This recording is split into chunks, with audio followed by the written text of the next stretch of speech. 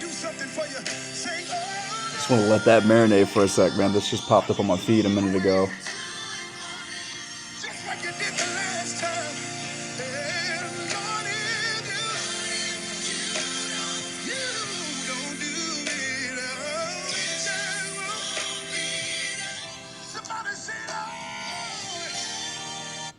Front Porch Freestyles got me inspired and motivated right now. So shout out to them. Didn't know who they were until about 5 minutes ago, but I do now. I'm a fan. Great work. Today we're discussing the most significant Cowboy that's unfortunately not going to make this roster.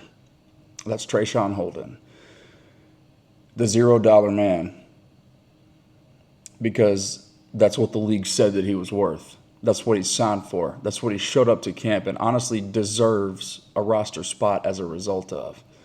It's just unfortunate for him that this is a pretty talented room. Contrary to what most people believed was going to be the case, most of the offseason, at least before April, we discussed this and we sort of tried to prepare you for this reality, which is unfortunate, the unfortunate reality for Traeshon Holden, because he does deserve to be in this league. He does deserve to be compensated far more than that $0 bag that he signed for. Junior Adams stuck his neck out for him. Junior Adams did not disappoint.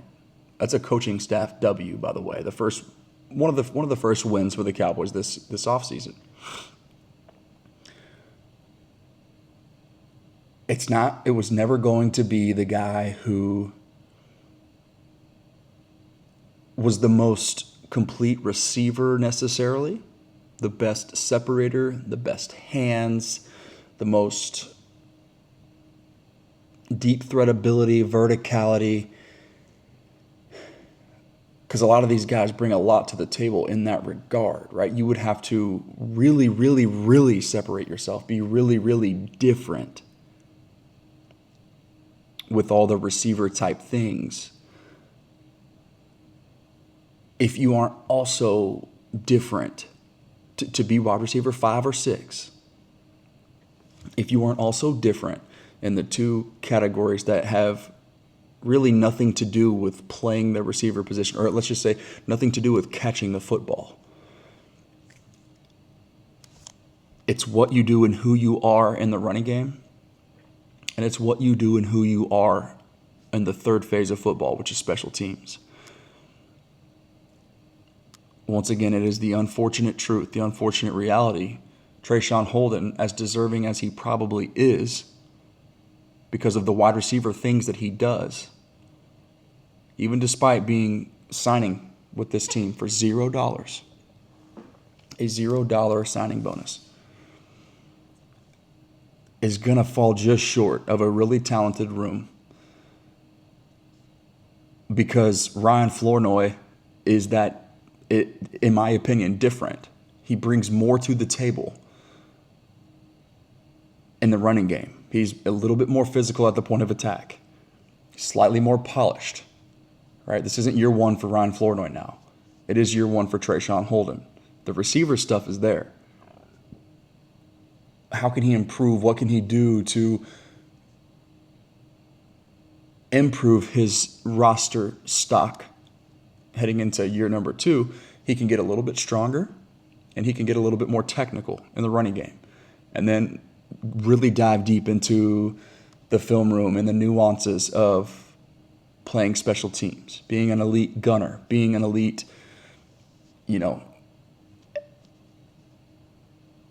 just whatever the case may be.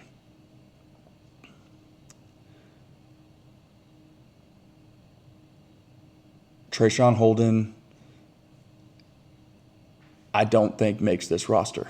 Okay, but the good news for him is that he has played well enough. He's put enough on film, not just in practice, but in the preseason, that he's got a spot in this league now. And I hope that he ends up on the Cowboys practice squad. But if not, he's going to end up somewhere else, and they're going to end up liking him. Some off-the-field things, that made his stock fall. but he was a really significant contributor on what the college football world showed us was a playoff team, a team in the Oregon Ducks that was the number one football team in the country, the number one overall seed, if memory serves, heading into the playoffs.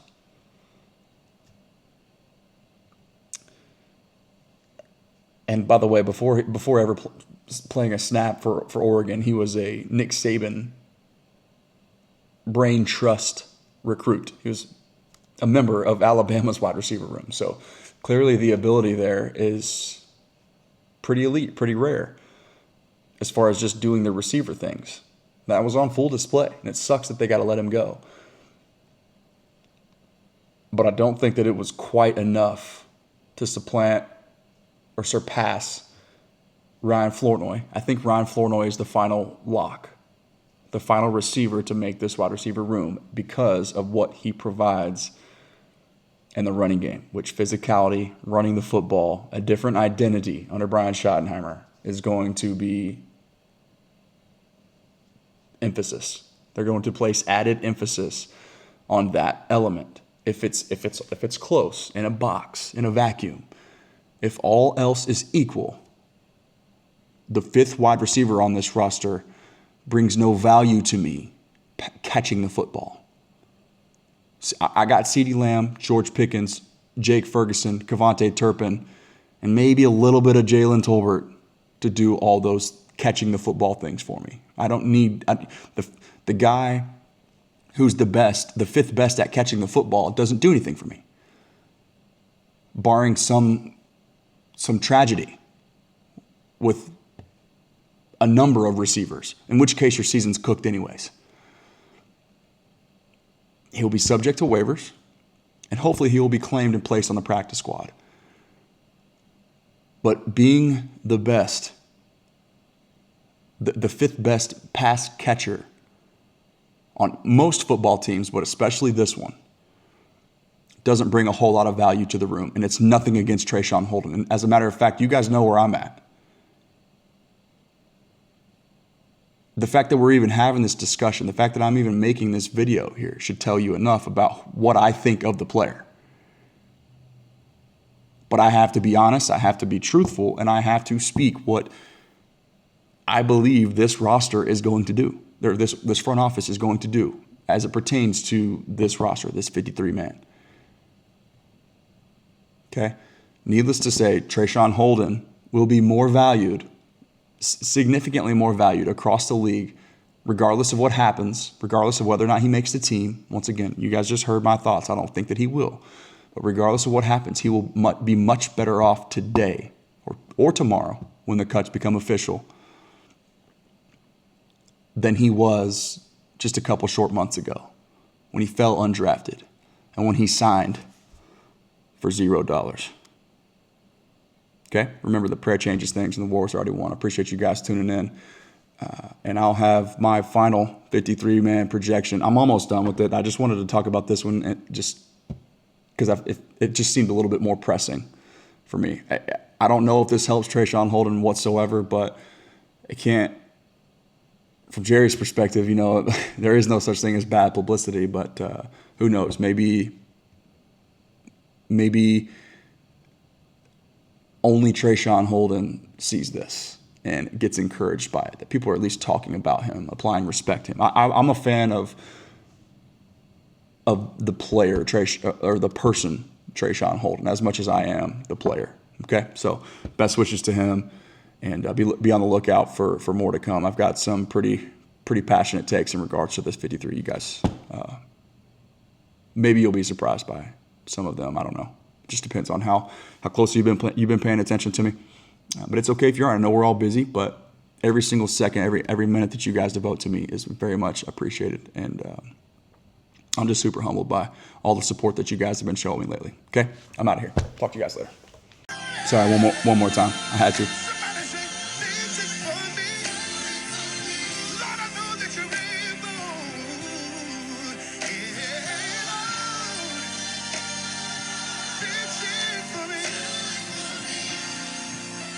Lord, I know that you're able.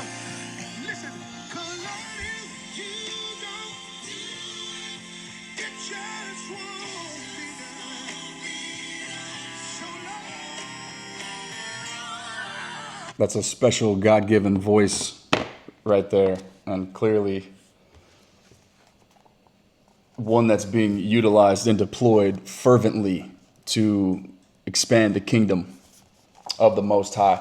But needless to say, and in closing, one last thing I forgot to mention, this right here, the Burnt Orange Bible from Inside Texas's very own Paul Wadlington. Strongly recommend it. You can get it on Amazon, so please feel free to check that out. But this is just my my advertisement here, so that I don't get copyrighted. To remind you guys that the Texas content is coming as well. It's already here. It's already been happening, but on YouTube, it's going to become a weekly thing, and I'm excited to make a couple announcements once things are finalized here momentarily. So if you're interested in my most simplistic, the most simplistic way to break down and evaluate this upcoming Texas and Ohio State matchup, then this is the place that you want to be.